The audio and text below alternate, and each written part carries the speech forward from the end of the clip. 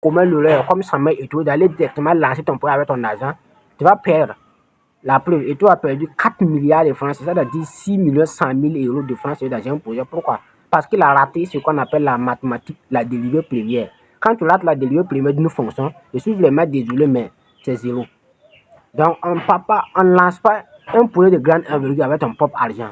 Ça ne fonctionne pas. Il faut forcément aller utiliser l'argent de la banque.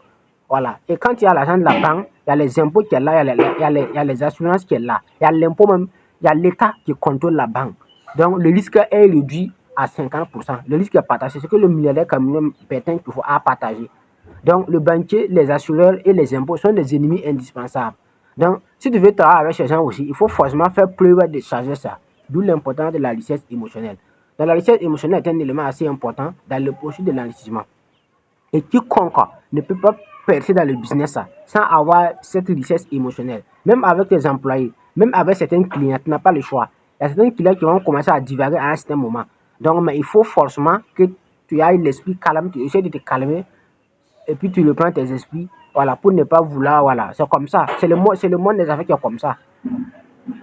Donc, ça veut dire que la richesse émotionnelle est très importante parce que ça va venir dans tous les aspects de ta vie, que ce soit sur le plan du monde des affaires, sur le plan de la famille, c'est comme ça. Un homme qui ne contrôle pas ses émotions ne peut pas gérer une famille. Même comment tu vas faire pour pouvoir vivre avec une femme ou avec les enfants, c'est comme ça. Donc, la richesse émotionnelle est un élément assez important. Donc, la première richesse est la richesse émotionnelle. Et deuxièmement, on a la richesse relationnelle. Dis-moi qui tu connais et je te dirai qui tu seras dans 5 ans ou dans 10 ans. Donc, la richesse relationnelle est un élément assez important dans le processus de l'enrichissement. Mais malheureusement, les gens commettent l'erreur de se focaliser sur la richesse financière et matérielle. Or, ceux qui sont ça et ceux qui sont malins passent leur temps à bâtir des relations. C'est pourquoi tu dis dans son livre Les secrets d'un esprit millionnaire que les riches et ceux qui réussissent bâtissent des relations et les pauvres et ceux qui ne réussissent pas passent leur temps à quitter de boulot en boulot. Donc, tout ça pour vous montrer l'importance de la richesse et des relations. C'est pourquoi on parle de communauté. Qu'est-ce qu'on parle de communauté?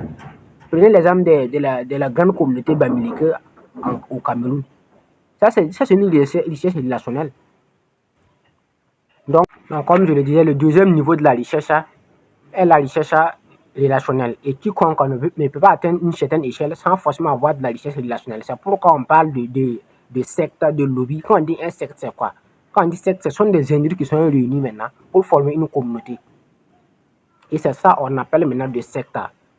Il y a des sectes positives, il y a des sectes aussi négatives. Ceux qui pratiquent des rituels bizarres, ça ce sont des sectes négatives. Mais le mot secte même en réalité, c'est quelque chose même qui n'est pas de façon, voilà.